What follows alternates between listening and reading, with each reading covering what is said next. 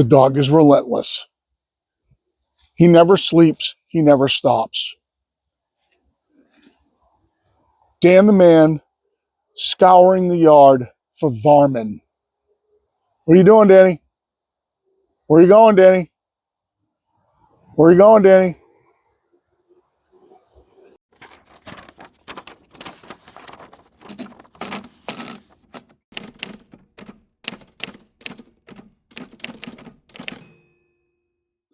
Afternoon, everybody. My name's Bill. This is Pirate Solutions Forestry, and it's been an action-packed morning. Feels like I've been running around like a chicken with my head cut off. I had to clean up next to the mill.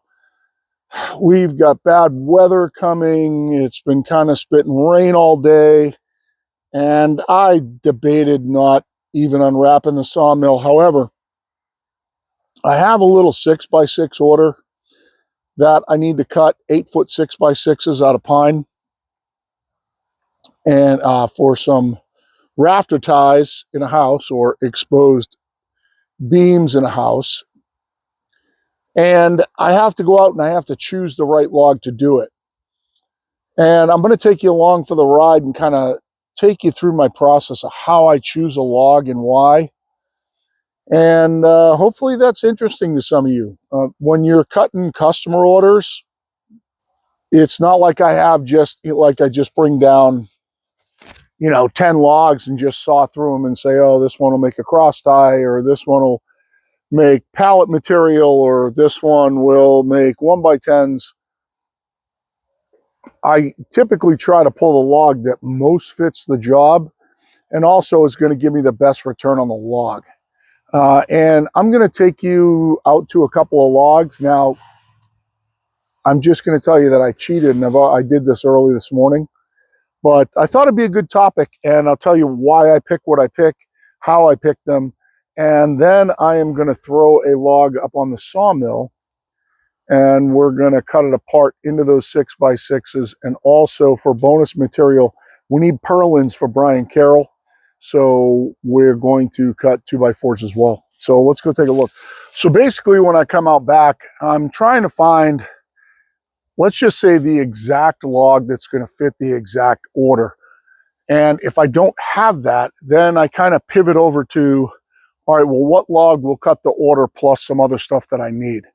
This particular case, we need to cut 4 6x6s, true 6x6s by 8 feet long. So I'm looking for something that's going to make a 12-inch can. I actually need 12 1/8-inch can. When you do the arithmetic on that, the biggest square that you can fit into a circle is 0.70711 of the diameter. And so roughly we round that to 70%. 70% is easy to do the arithmetic in your head. So at a 20-inch log, we can get a 14-inch cant. 70% of 20 is 14. To do a 12-inch cant, I need in between a 17 and an 18-inch log. So 17 would be 70 plus 49, or 119, 11.9. And 18 would be 70 and 56, which would be 136, or 13.6.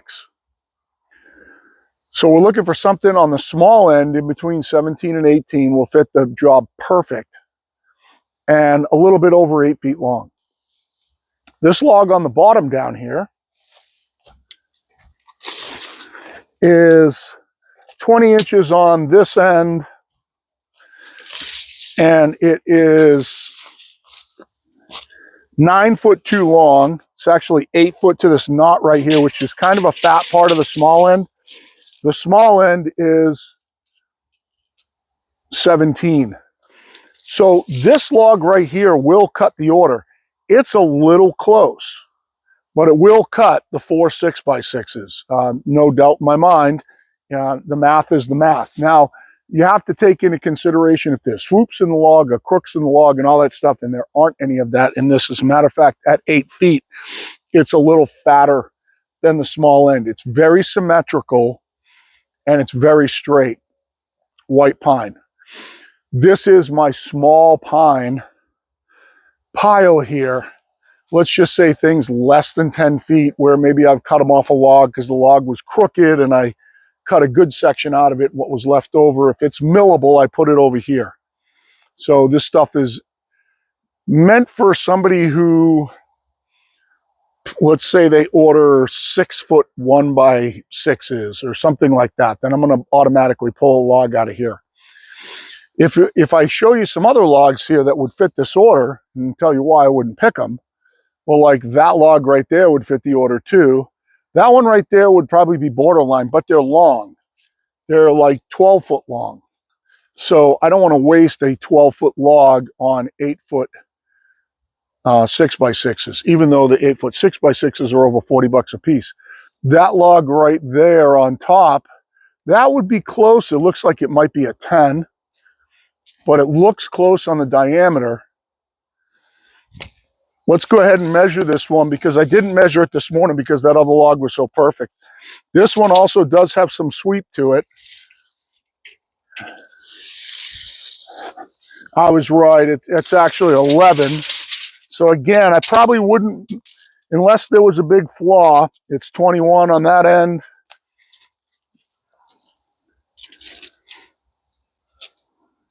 It's 20 on this end. So even with that sweep, this log would probably do it.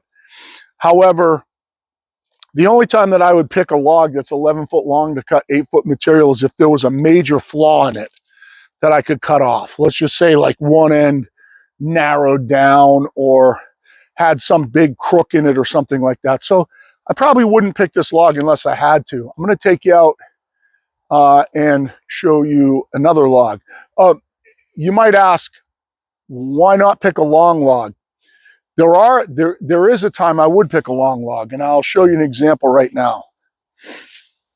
Other than we don't want to waste, but let's say that we had a long log like this one right here that had a problem in it, like the end drooped off or there's a big hollow like there is on that one. If I had 8 good feet, let's say 8 nice straight feet or 8'6" of nice straight log, then that would be a candidate. Actually, that would almost sell me on cutting that log, where I'd cut it off at 8'6" and make the bad part into firewood and cut the other chunks just so I could get something out of that log. But let's go take a look at one out front. I'll show you another one. This dog is just starting to get himself in trouble. He's not supposed to be up here, and he knows it. So if you look at my log pile up top up here, these are all pretty long. There are logs in there that would fit the diameter, but they're all long. Say 12s to, there's probably some 20s in there and some 16s and 18s. Also, I want to cut it out of white pine and not pitch pine, so they'll be easier for the customer to handle putting in. The white pine the pitch pine would be really heavy. Well, that led me out front to this log right here. And at first, when I looked at it, I thought it looked short, like a 7-footer. And I almost passed it by. Then I measured it. And there is a little short point in there. It's 8'3". That's a little tight on the bunks.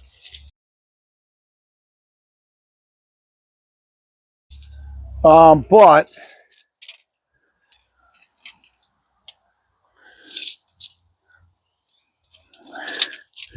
it's kind of like 25 on this end, 24 on this end.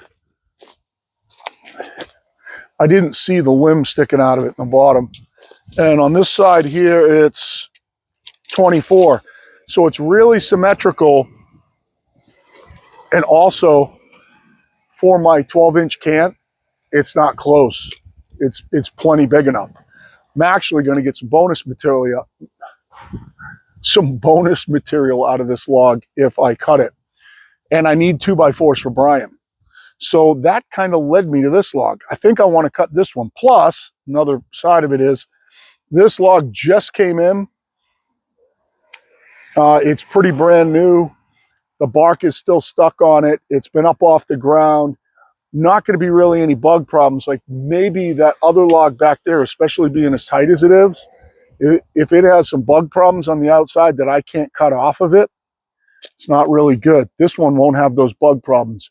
So I'm going to get my machine. We're going to throw this one up on the mill. We'll do a little map out on the end of it for a 12 and an 1/8 inch cant. And we'll cut this one apart into 4 6x6s and hopefully get some 2x4s out of the outside of it.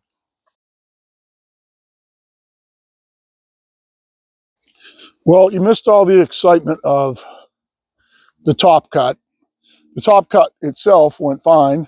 I was explaining what I was doing, and then I went to turn it, and it fell off the bunk, almost flipped off the mill. 8'4" is too freaking short if these cuts aren't perfect, and these are a little bit of an angle, so this thing's going to be a pain. We're going to go ahead. Because of the way it fell off, I had to flip it all the way over flat down in the bunk so I can move it around a little bit. We've already got the other side technically cut out too. So I took the middle of the log, I went up 6. Then I took a 2-inch flitch off, which is over there. I'll put them on later to edge them off. Right now we have to set our width at 12 and an 1/8. So what I'm going to do is I'm going to make a line at 12 and an 1/8. And 12 and an 1/8 is just so I can take 2 6s and this one kerf in the middle. So I'm going to come right to 12 and an 1/8. And we're going to see what we can steal above it. There's a big hole in this log, so I don't have high hopes for it. So there's 12 and an 1/8. I know I want 2x4s, so we're going to come up to 14 and a quarter. Make a line there.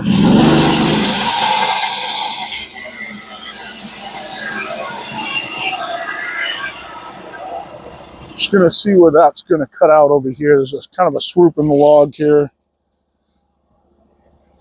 I don't know. There might be something above it. You take a piece of barn board out of it, come to 15 and 3/8. So take a 1-inch flitch off too.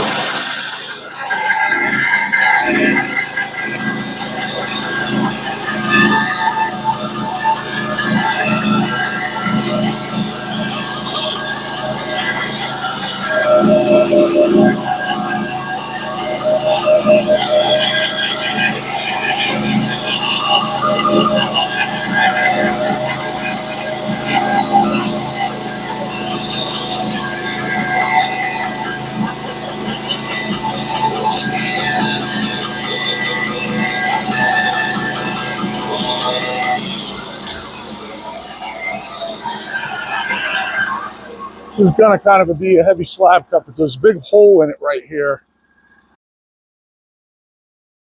I am starting to feel some waves. We're going to drop down, take a 1-inch flitch. This carbide band is starting to see the end of its life. That was what? It was 15 and 3/8, 14 and a quarter.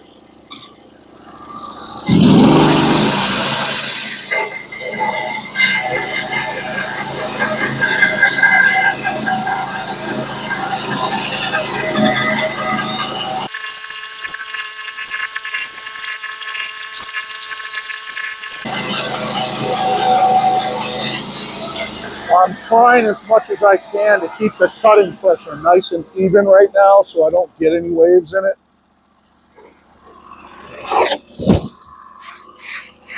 There is still a wave right here. It's not a big wave, it's a small wave. There's one right here too. We might be seeing the end of this band.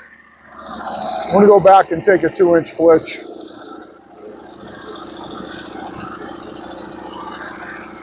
Sure, I got room here. Oh yeah.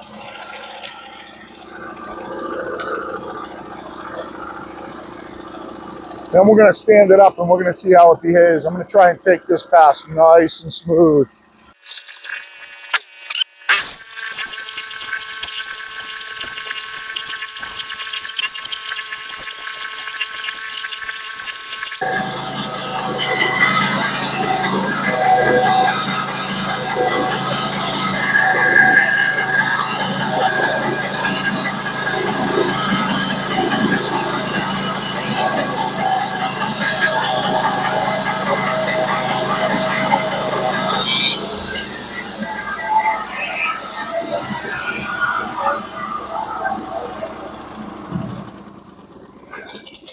felt like a good pass.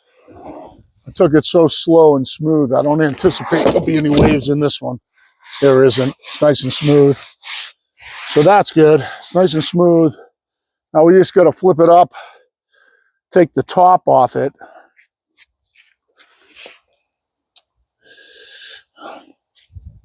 I got to give myself a dummy mark out from the center here. Because it's so big, I can't come all the way down. And if I have to put it up on the toe boards, then that'll be useless. So 6 is kind of right there.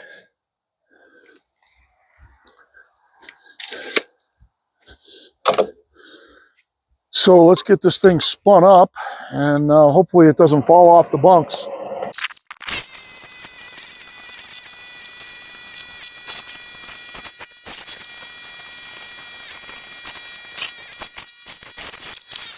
I come up to my line. I'm going to see how this band behaves now. Okay, so my line's about right there. It's like 19 5/8. Come up to 21 3/4. Give myself a 2-inch flitch.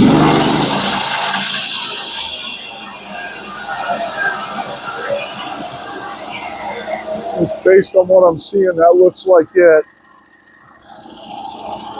Close my throat down a little bit. Let's cut it.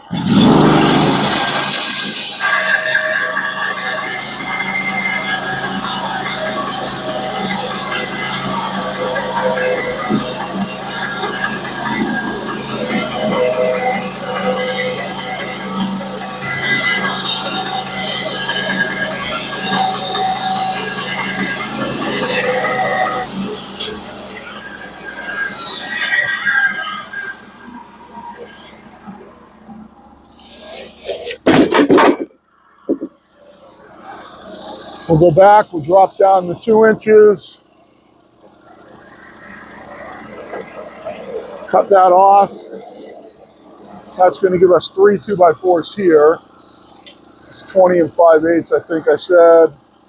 Nope. Oh, it's 19 5/8. All right, yeah, 19 5/8. Let's cut it right there.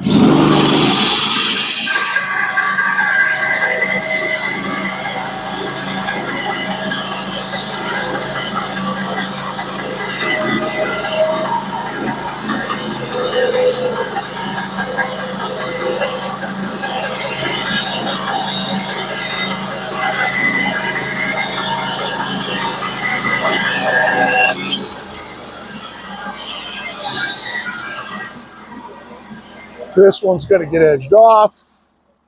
Still cutting nice and flat. Now we're going to flip this thing all the way over.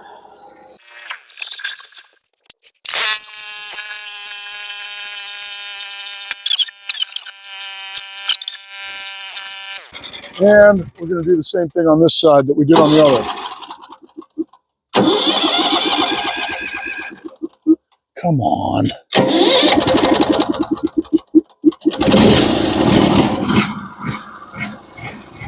That might be running out of fuel.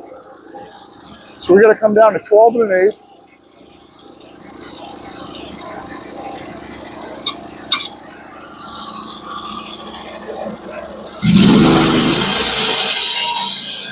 Right on my line. We're going to go up to 14 1/4.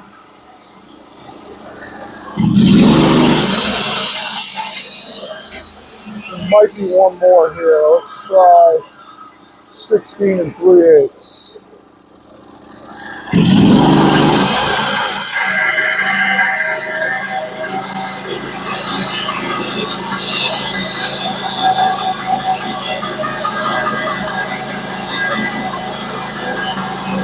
It's going to cut out. Damn it.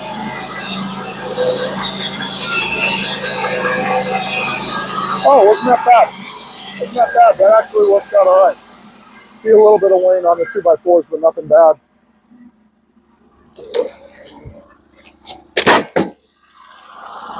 So we're at 16 3/8. We're going to come down to 14 1/4 and cut it off, and then at 12 1/8 and cut it off.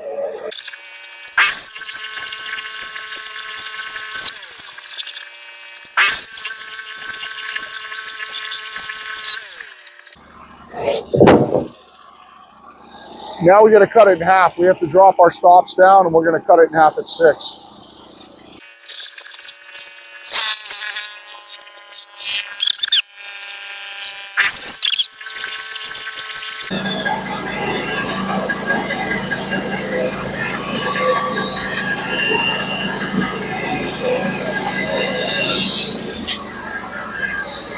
Now come up above the log, we'll flip these two up, we'll cut them in half, and we will be done except for our edging. They fell off this bunk just a hair. I got to push them that way. Put my toe board down, clamp them, cut them in half at 6, and we're all done.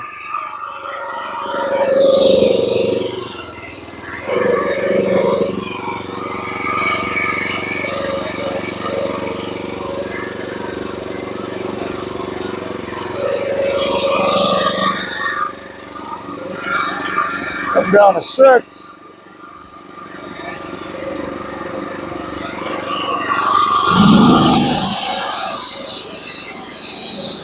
And again, right dead straight, square through the center of the log.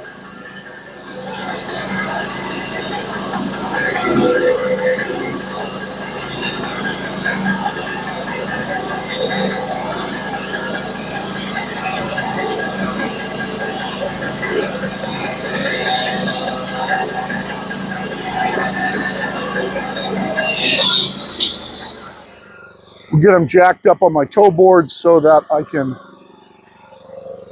pull them off. And that's all she wrote. What's going to be a bunch of 2x4s. And I have to cut that log over there for 2x4. So I'm actually going to take a 2-inch slab or maybe 2 2-inch slabs out of that log before I edge all this off. I'm going to put that up here, cut 2 inches out of it, throw them in with this. We'll edge them all off at the same time, all into 2x4s. So that's kind of it on this rainy day. It really stinks out. It's not supposed to be raining, not in the forecast. It's supposed to rain tomorrow afternoon, but not today. And it has been raining pretty much nonstop. And it's not raining hard, but it's raining enough to get me wet and get the cell phone wet and dripping off the roof and stuff like that. So I got to get that mill covered up. I got to get it blown out, get it covered up so we can do that stuff tomorrow. That's going to be 1, 2, 3, 4, 5, 6, 7, 8, 9, 10, 11, 12.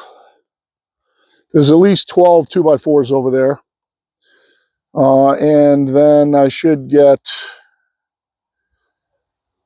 13, 14, 15, 16, 17. I should probably get 17 2x4s out of that half a chunk and these flitches over here. They don't, on the 4-inch dimension, they're just purlins for a metal roof. The only important part is they're 2 inches thick. It doesn't matter that they're 4 inches wide. A metal roof's just going to sit on them. We want them to look the same, but I'll just end up cutting them on inches. So I'll cut them at 12 and 8. Well, they're already at 12. Cut them at 8 and 4. On those 3, I'll do those 3 all at the same time. Then I'll put the funky one up there. That'll be a totally different setup. Have to edge off one side and just cut down on inches, and then I'll do that in conjunction with the other log. So, guys, I appreciate the watch. I got to get that phone out of the rain, and I'll edit some video this afternoon, I guess, because not much else to do. It's pretty crappy out, but I do want to get my sawmill out of the wet. So we always appreciate the watch. Make sure you like, share, subscribe. I apologize for not turning on the camera for that one cut, but all the one cut really was explaining where and why I was taking my top cut, which was basically just 6 inches outside the center of the log. And then I did the same thing I did on the other side, went up 2, a true 2, took a slab cut off, then took off a flitch, and then had hell spinning it over. So, thanks a lot. If you guys need anything from Norwood, use my affiliate link that's in the description below. You just copy and paste it to your browser, take you right to Norwood's sell site. If you are new to the channel, make sure you hit the notifications bell so you know when videos are coming out from us. We greatly appreciate it. We greatly appreciate all the interaction, so it helps us with the algorithm, helps suggest us, and you can see more of me and Danny.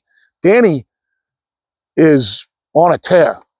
I'm not sure what's going on with him, but he's on a tear, kind of going out of his boundary here. So we're going to have to keep an eye on him. But I'm going to go get dry, edit up some video, and we'll talk to you later as Pirate Solutions out.